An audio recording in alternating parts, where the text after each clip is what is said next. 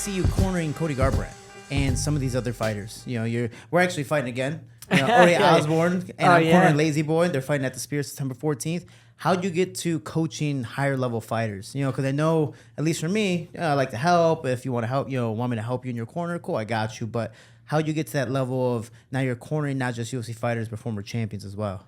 So it just kind of started with wrestling. So a big thing for me was always giving back to the sport, which was wrestling. So in high school, I would coach the youth program, and it's kind of started there. And that's actually how I met one of my managers. I coached his son since he was 4. So just giving back to like the sport, like it was free, you know what I mean? But I always like to help out. I didn't want to be home, so I was basically waiting not to be home. Yeah. So I learned how to coach from there, and I started coaching wrestling, and then I started coaching MMA.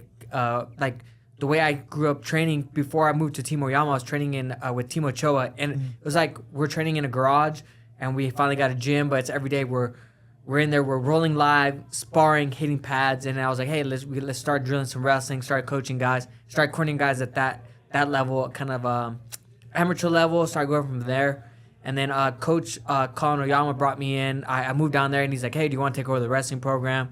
Start coaching there with him, and the guy started trusting me. The first person I cornered at Team Oyama was Carla Esparza. I was kind of running wrestling, and I started cornering her, and then kind of build on from there. I've cornered Joe Soto, Carla Esparza multiple times. I think for like I was coaching her for like the last 7 years.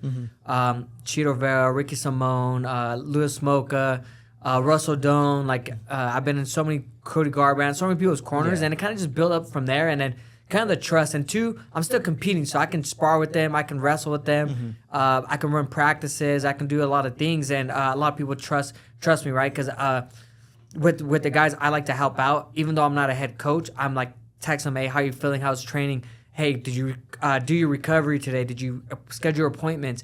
Hey, how's your diet going? I'm able to talk to, especially with the UFC athletes, I'm allowed to talk to like Charles, whoever they're working with there. I'm allowed to talk to like Gavin or whoever they're working there. Hey, this is our game plan.